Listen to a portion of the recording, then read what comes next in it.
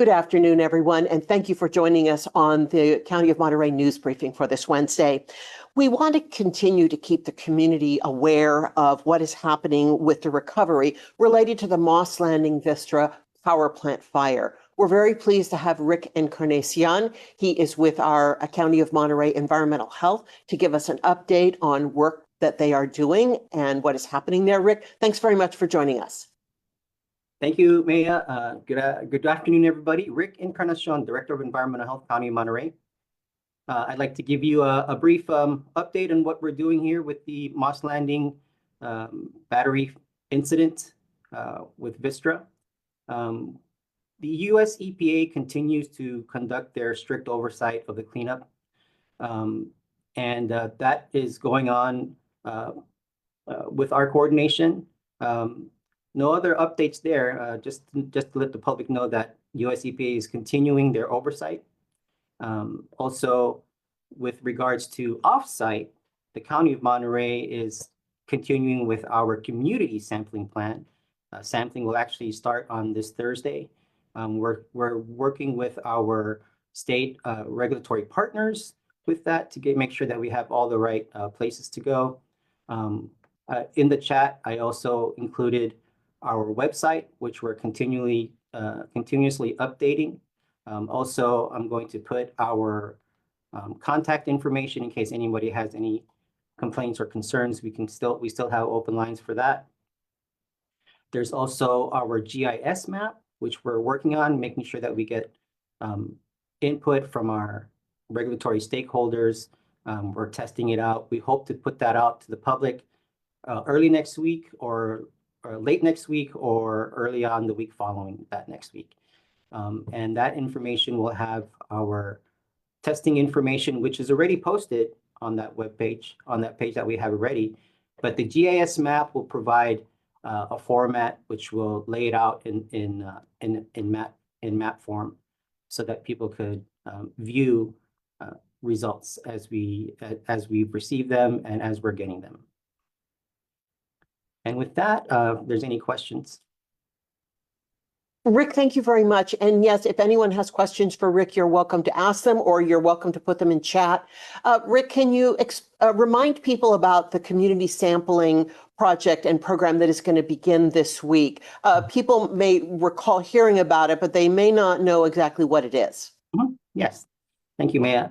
So the community sampling plan is to get further information, get more information to determine if any, and to create a human health assessment, where we need to get more information on the impact of the incident. And the community sampling plan was carefully thought out with input from, again, our state regulatory partners, CDPH, California Department of Toxic Substance Control, the Office of Environmental Health Human Hazard Assessment, and others, so that we could get information, see if there's any impact to human health, and just to continue to monitor the situation. Information is what will help drive our further actions, and also working with the responsible party to address any issues. And I think it's important if you can point out that this is additional testing. This isn't the first time sampling has been done. Right. It is additional sampling. It is well thought out, and we want to get information. It is related to enforcement and oversight. This is an incident that's obviously significant for our community. Myself as an environmental health specialist and working with the health department, we want to do as much as we can to get all the information that we need after the fire. We're talking about resilience and recovery. So we want to make sure that we have information so that we can act on information and as needed, maybe formulate future actions. So with that, we as environmental health specialists or local health inspectors want to gather information in the community so that we could make determinations on what we can do. And the information that's going to be gathered here, this additional information, this is going to go into the same map and the same postings that we're already providing. This will be in addition to what people can find on the webpage. Yes, that's correct.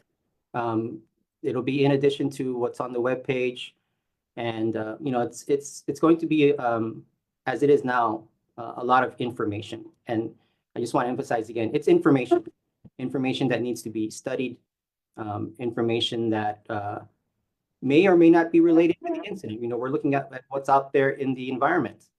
But obviously what we want to do is ensure that if there are any actions that the responsible party needs to follow up on, that we follow up on as your local health inspectors.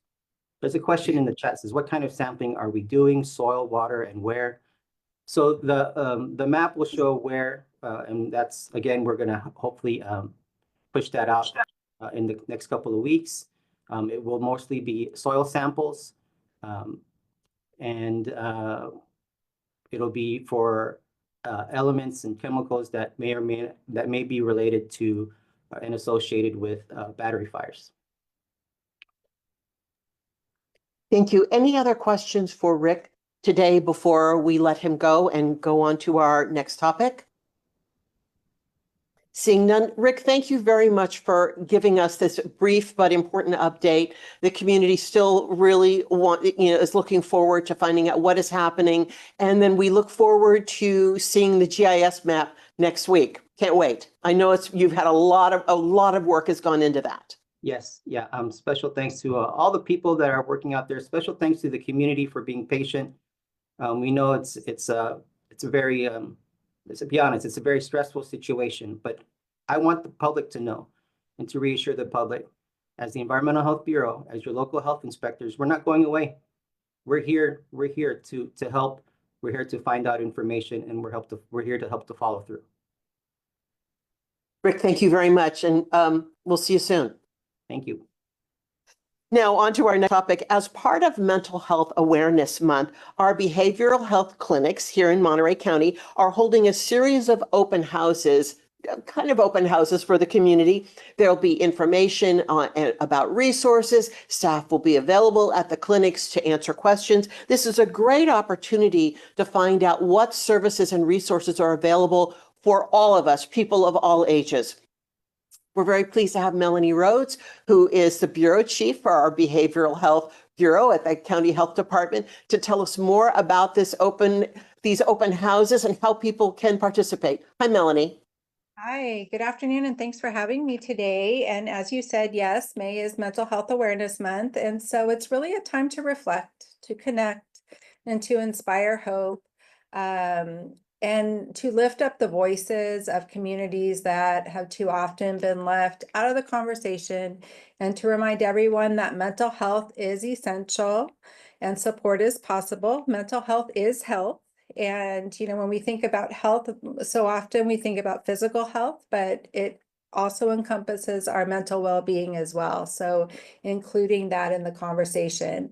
Too many individuals in unserved and underserved communities still face real barriers to care across the state, across the nation, and whether it's due to language, stigma, cost, fear in sort of our uncertain world these days, or just a lack of knowledge of what resources are available and what services are available in their communities. So, we're not like sitting idle at this time on that. We're looking at what we can do to help get information out there. And so change is happening. We are working in partnership to serve our community. Behavioral health has a role as the specialty mental health provider in the community, and we partner, within and across systems to best serve our community, because we believe that mental health care should be accessible to everyone, regardless of income or background or zip code. And so we are working within and across systems, within healthcare, within education, within housing, within the justice system, and more, to truly work on creating a more connected and responsive pathways to care for folks that can meet their needs. So we are really proud to partner with a wide array of community partners and other service providers.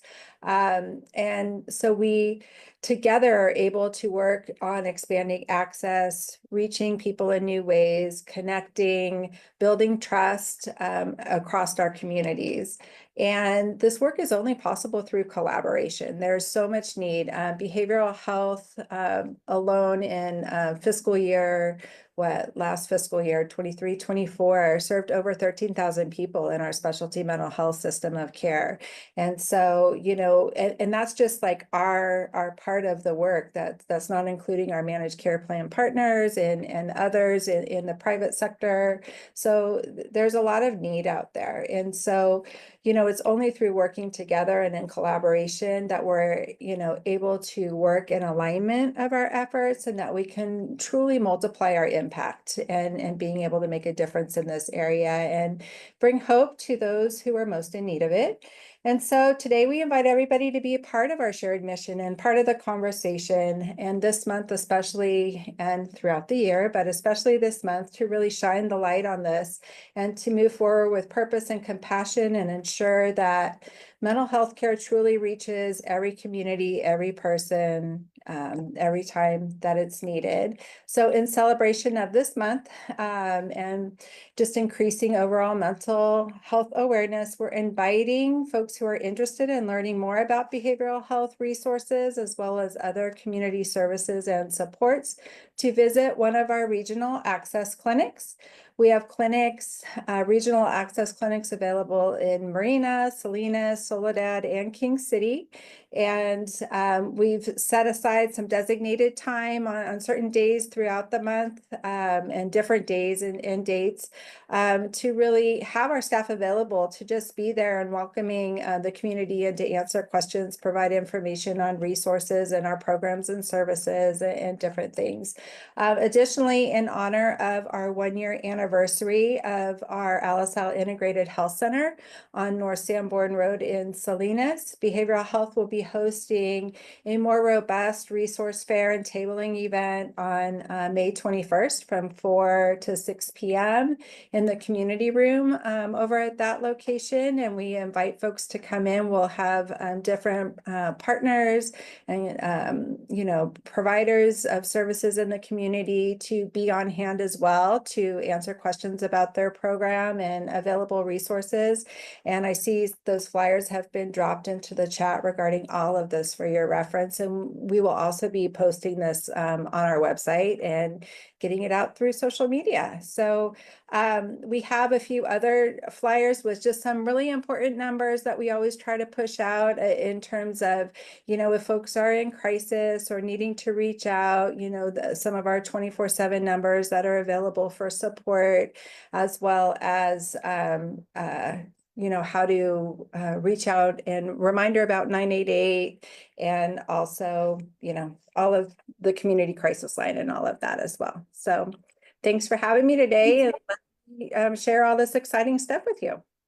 Thank you so much. And I think this is just a great opportunity to really also demystify what happens at the clinics, because some people think I might need help, but I'm not sure. Should I go? Shouldn't I go? Is it weird if I go? This is a great way to low impact find out if this could be something that could really be helpful. Right. And oftentimes too, we may have, clients who come, but, maybe their families don't really understand. This is also an opportunity for them to show up to potentially their clinic and bring their families so they can see sort of all the resources and things that are available that they're engaging in.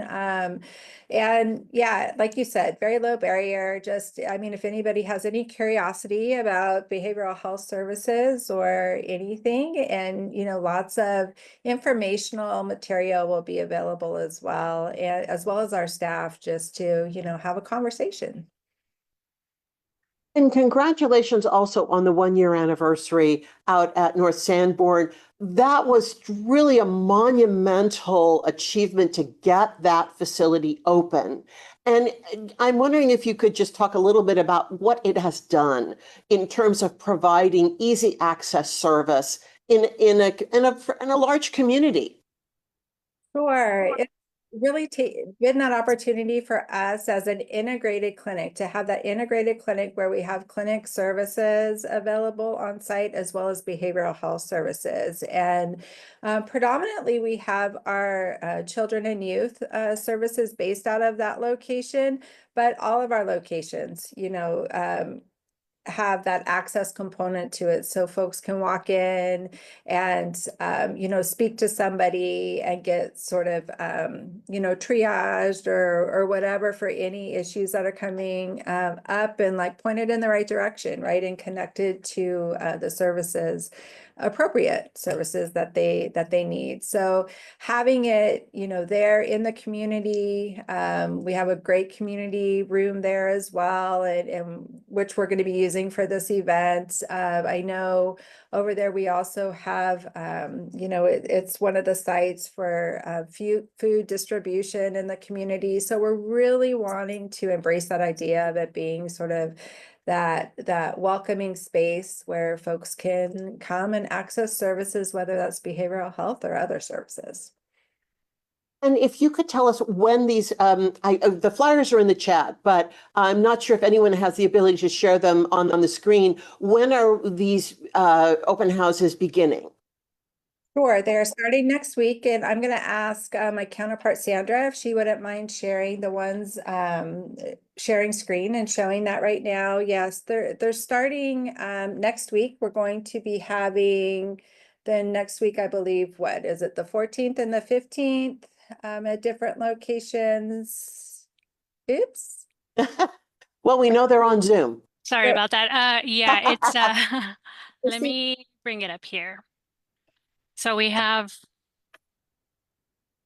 oh, there we go. So we have one on the 14th of May, and that's on Gavilan Drive in Soledad.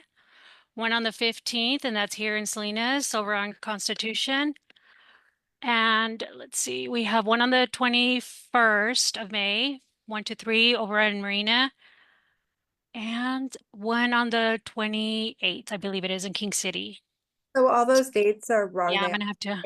15th, so Yeah. showing the correct flyer. So we will get those to you, Maya. If yeah, and we'll get. It happens. Yeah. But so we know that they're coming up. So people should watch for social media, watch for the announcements, because we know that we'll be sharing them on our social, we'll be sharing with the communities, that's happening there. We know like Soledad just has an amazing social media outreach too. So we know we'll get that all out there, and we hope everyone will watch for those dates and then come and stop by and have a conversation and relax and find out what opportunities there are.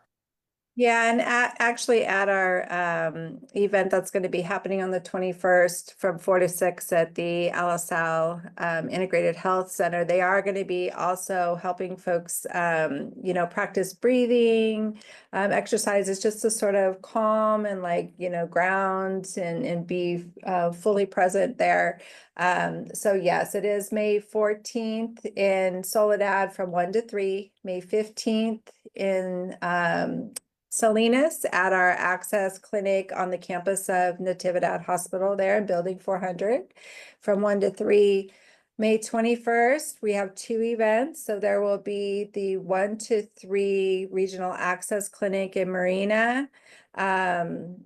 We'll be having that event there, and then from 4 to 6 we'll be having the larger resource and tabling event over at the Integrated Health Clinic on Sanborn, and then in King City on May 28th from 1 to 3.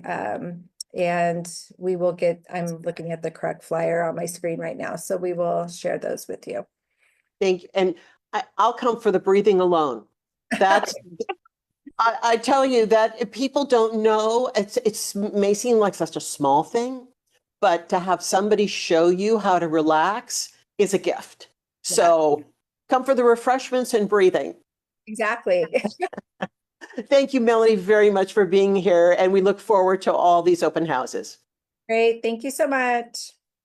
And now from open houses to community workshops, our transportation agency for Monterey County is hosting a series of community workshops to hear from residents about how to make streets safer, streets and roads safer.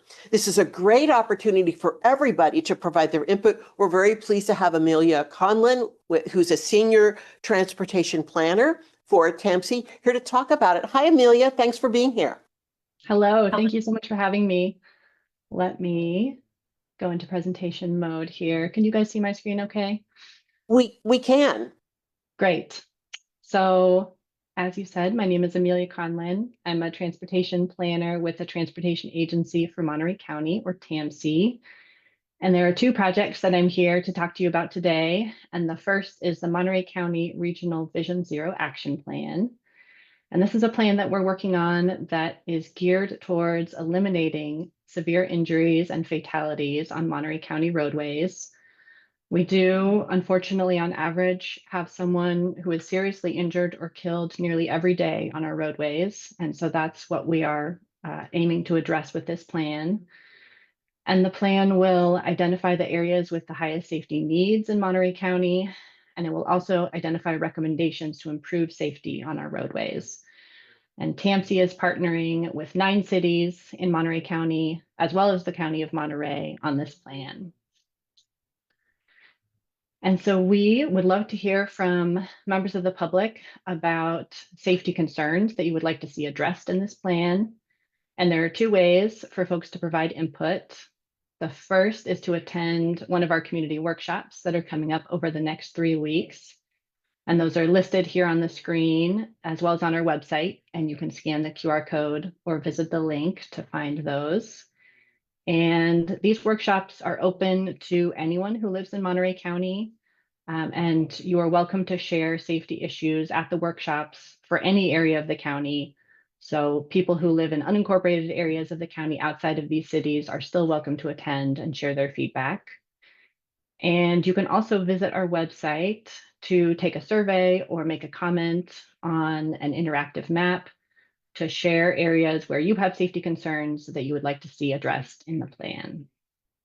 And I'll put the links in the chat here in just a moment. And the second project that I want to share with you all is a community election that we are having as part of our North Monterey County Safe Routes to Schools plan.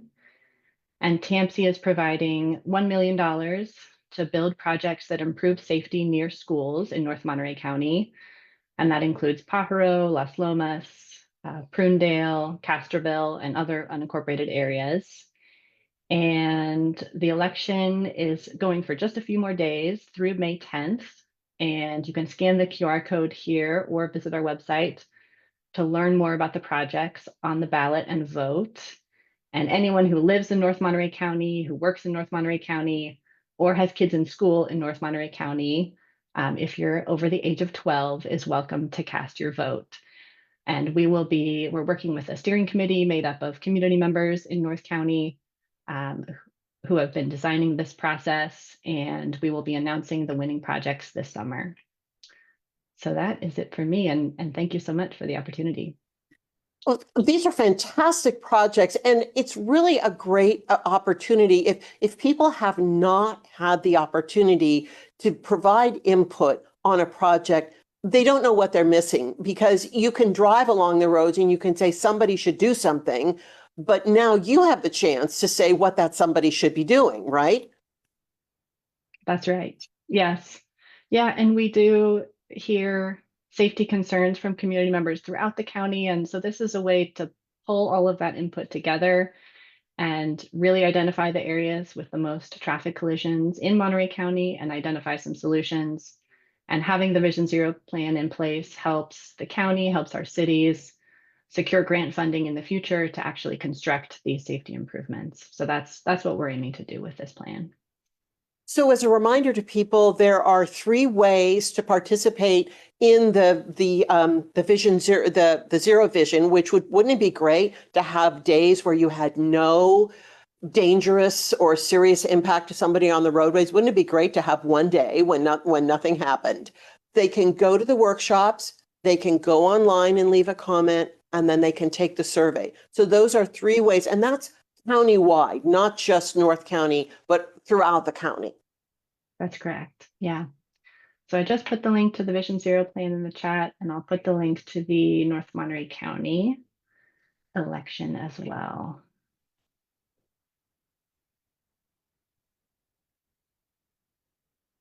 And then be sure to send me your slides, because we want to post them in the, when we post this online, we want to post those slides for everyone as well. Is there a deadline? Remind me if there's a deadline for the county-wide polling, because you've got this quite a lot of community workshops coming up. When are people going to see the outcome of all of this input? This is our first phase of outreach happening this spring, and we will be doing another phase of outreach in the fall where we will be sharing back the recommendations that come out of the input that we receive. So in August, September, you can expect more community workshops where we share the draft recommendations and ask for feedback from the community. And people are welcome to go to our website and make a comment through June. And we will be taking all of that input and using that to develop our list of draft recommendations. Fantastic. We hope everybody takes advantage of this opportunity to really make a difference and, share their concerns and what really matters to them. We all want to be safe when we drive. We all want to get there alive, right? Isn't that something that some of our law enforcement people say, arrive alive? That would be nice. That is our goal with this plan, that everyone gets home safely. Thank you so much, Amelia, for sharing this. We really look forward to seeing the outcome and all the good responses that people have. Thank you so much. And thanks everyone for joining us on the news briefing this week. Our next briefing is next week. We'll see you then.